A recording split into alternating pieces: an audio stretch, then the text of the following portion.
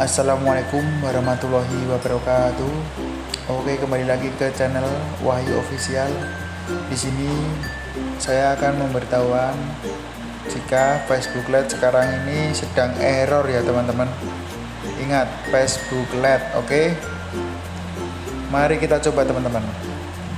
Kita buka ke Play Store terlebih dahulu dan kemudian kita ketikkan FB Lite, oke? Kita langsung install teman-teman. Oke, kita tunggu beberapa menit kemudian.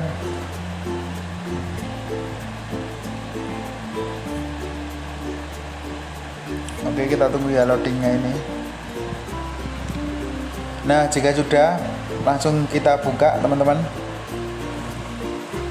Kita pilih bahasa dan kita izinkan teman-teman. Di sini kita memasukkan email dan password kita ya teman-teman. Nah, di sini kita langsung klik OK. Tapi ada pemberitahuan suruh update aplikasi Anda. Anda menggunakan versi terlama Facebook Lite yang tidak didukung upgrade ke versi terbaru.